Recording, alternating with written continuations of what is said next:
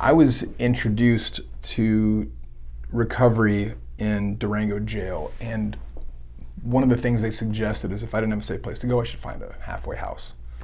The word sober living was not really used very much yet.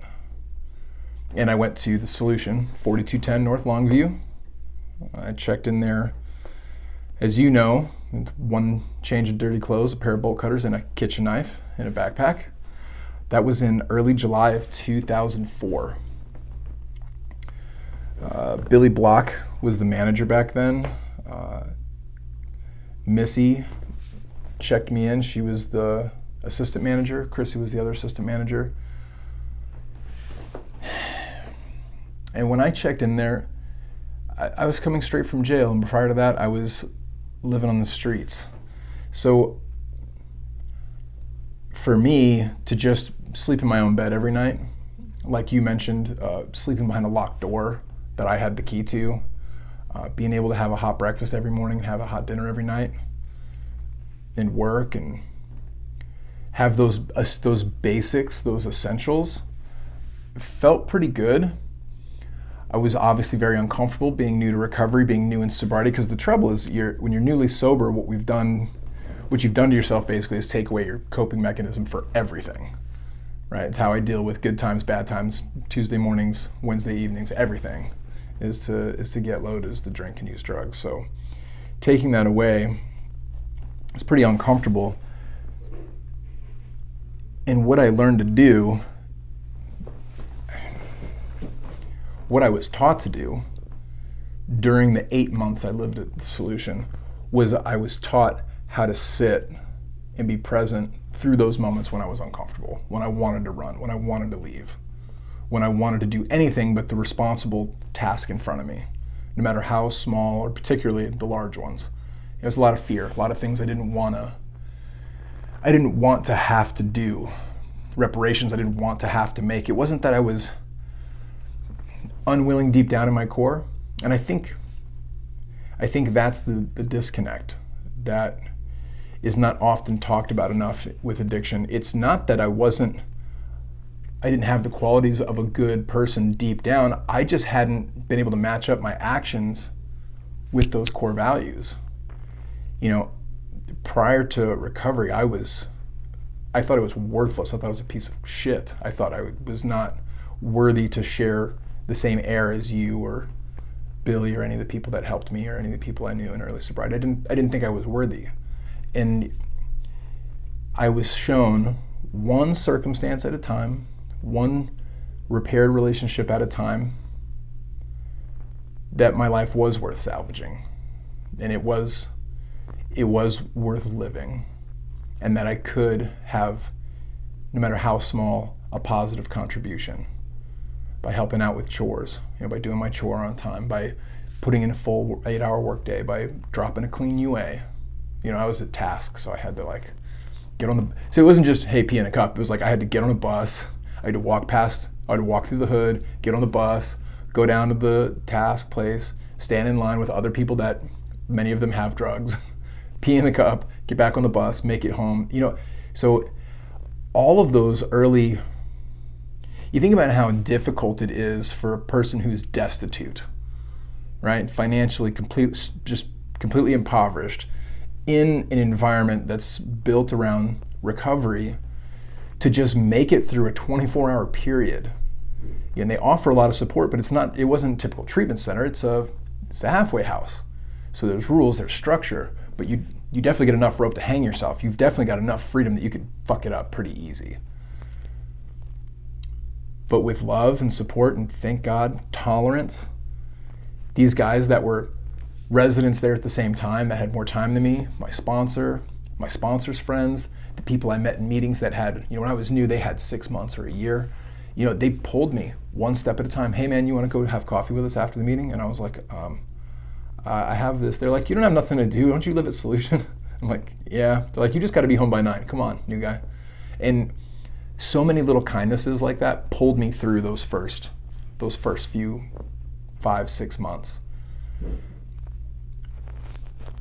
Having no idea what type of an adventure recovery was going to be, I think like many people who enter recovery, I was very suspicious. I was very skeptical. I didn't know what to expect.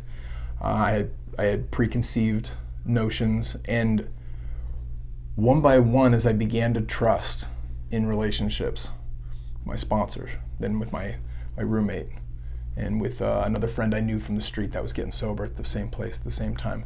One by one, I started to have these relationships where there was actual trust. We could have honest conversations, and I could share my soul.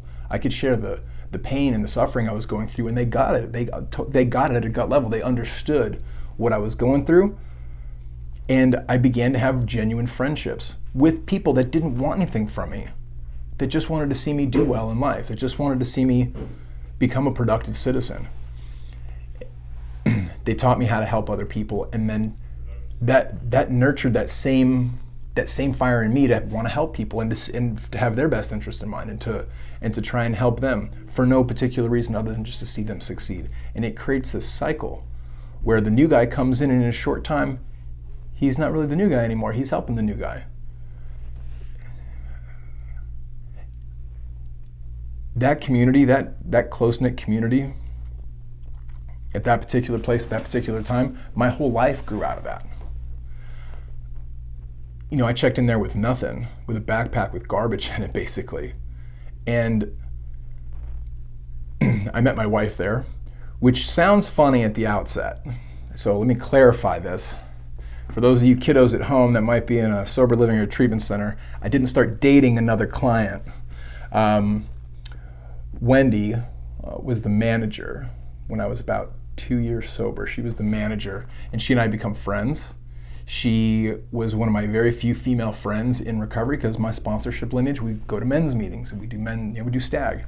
So she was one of my few female friends. She worked a hardcore program. She was an awesome lady, and she and I were buddies. And I was over there, and I, by chance, met her oldest daughter, and we started dating after a while, and we just kept on dating. We got married. We had 3 beautiful children. We've had an amazing marriage, an amazing life together. We've been married, no fronts, but almost 10 years. We'll be 10 years in November.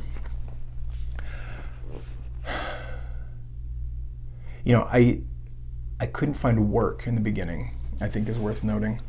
The way I supported myself when I checked into the solution, I went to the office every day, and I sat in front of Billy and I said, "Hey, Billy, I've already been out looking for work. I've put in resumes at this place, this place, this place. In the meantime, do you have anything that I can do around here to help out? So that you know that my heart's in this."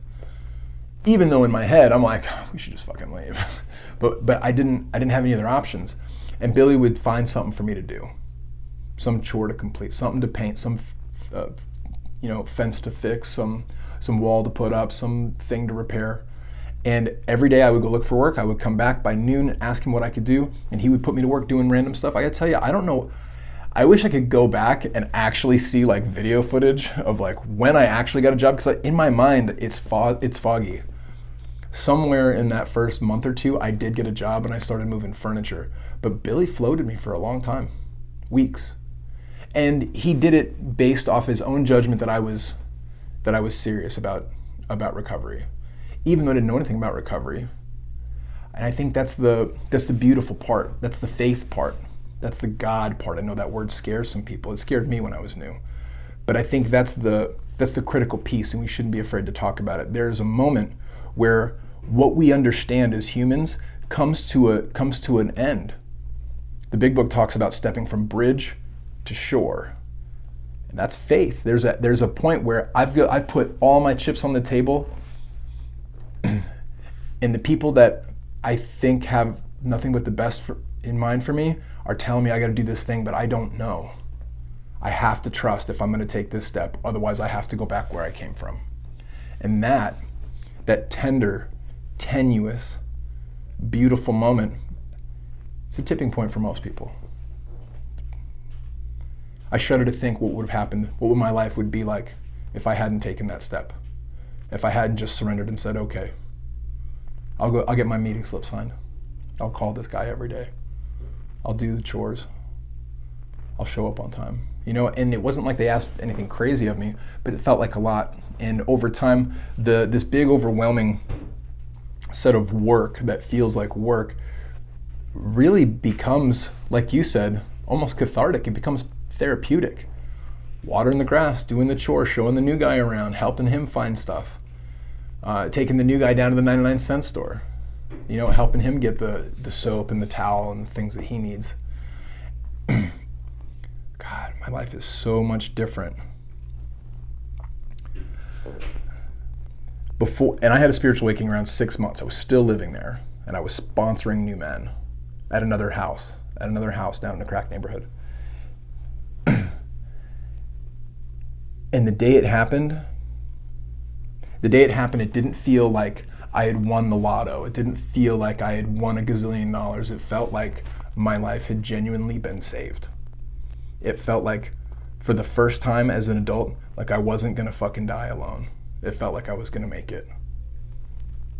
Like I had been taken from the gates of hell and placed miles away where the flames couldn't reach me, and I was gonna be okay. I might not ever be great, but I was gonna be okay. And coming from the place of shame and self-hatred that I was at, to have a benevolent sense that I was just gonna be okay was like, it's better than winning the lottery. It's better. That was in December of 2004, and the obsession, the desire, the need to drink, to do drugs, to hurt myself, to hate other people, it all vanished. 95% of that vanished in one afternoon. And it's never come back. Not in 16 years. It's the craziest shit ever. In 16 years, I've been free to I've been free to reclaim and live my life. A life I didn't know was possible. I'm indebted eternally to 5A.